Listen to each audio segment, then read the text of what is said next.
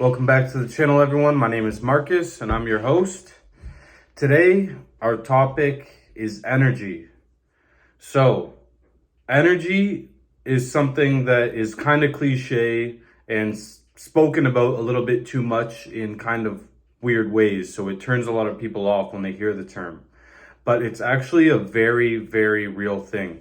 And I'll explain it to you from my perspective. So, I've been working in the food and beverage industry almost my entire life. I'm like 9 years in, maybe 10 years in, maybe even more than that.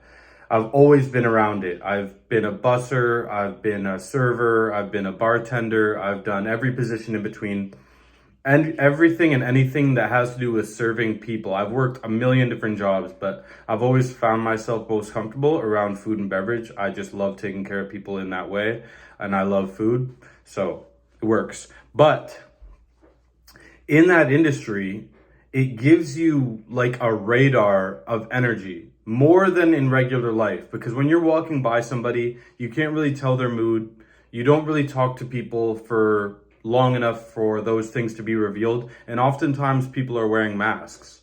But for some reason in the food and beverage industry, you can feel the energy of a person within seconds of an interaction. When I go up to a table and I introduce myself with a smile and I say, hello, my name is Marcus, welcome to blah blah blah, this is what's going on tonight, are we celebrating anything, whatever, in 30 seconds or less, maybe 10 seconds, I can already tell someone's energy. And it can either be amazing, like this person is either happy, you can tell that they're content, you can tell that they're satisfied with themselves, that they're confident, that they're secure, and that they don't feel like attacking or being negative. You can tell that there's not going to be anything wrong with their order before they even order.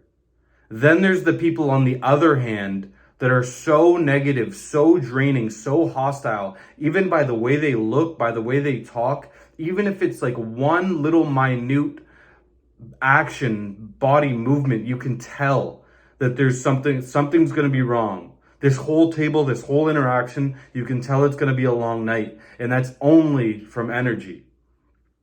Imagine how that affects you in life.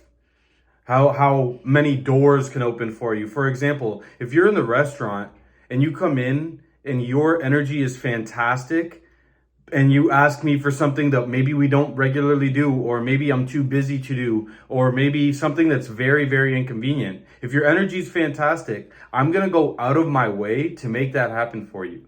But imagine on the other hand, you have a shit energy, you have a horrible attitude, you're negative, you're trying to bring me down for some reason, and you ask me for something like that. What do you think I'm going to say?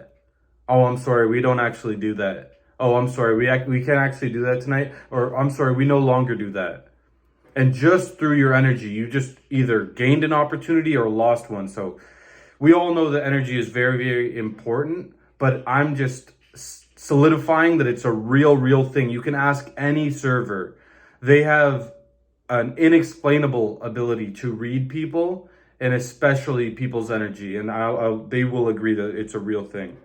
And the thing that's crazy about energy is that it doesn't matter how much money you have, because it's not always, you'd think it's some rich, pretentious customer that comes in and they're too good for the place. That does happen, but that's not always the case. Sometimes it's the poorest, stingiest, brokest people that have the worst energy. They want the most free things, yet they complain the most and they're the rudest to you. So it has nothing to do with money. And when you have a great energy and a great attitude and you come into a restaurant or to an environment or to a party, no one cares about how much money you have. Like when you have a good energy, that is not something that's being considered. Those are not factors that are being weighed. Those are things that are beyond money. Because when you have money and you have a shit energy and shit attitude and shit character, no one cares. No one likes you.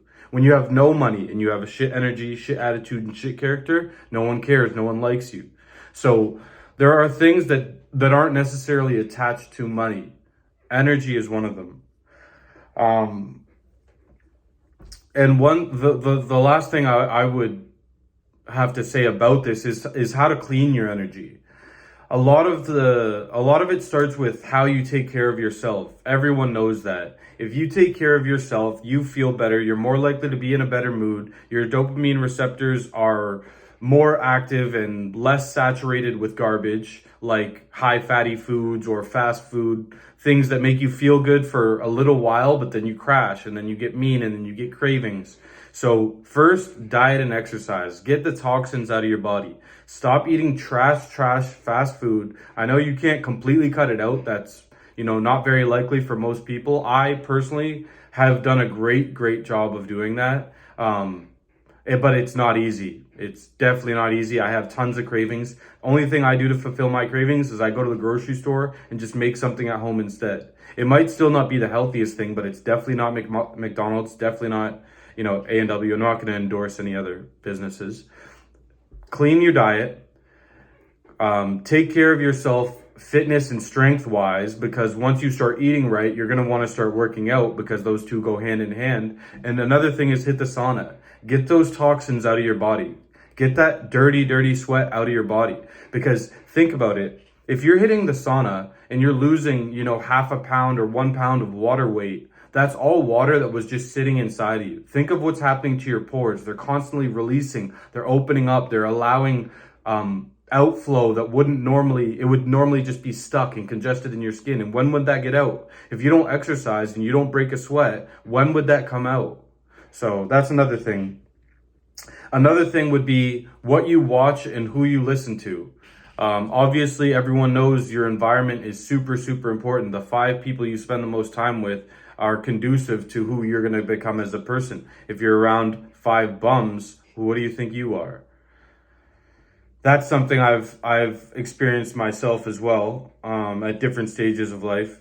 And last thing is just gratitude and love. To move with gratitude and love. Think about it. The person that is so grateful to be in the room and so grateful for the meal, do you think they could possibly be rude? Do you think they could possibly be shitty or trying to bring somebody else down? They're in love with who they are. They're in love with the space. They're secure within themselves. They're so thankful for the meal that they're about to have.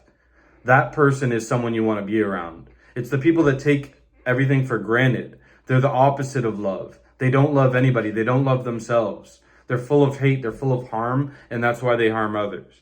Not saying I've ever been perfect or anything like that. This message is about energy being a real thing. Protect your energy, clean your energy. See you guys in the next one.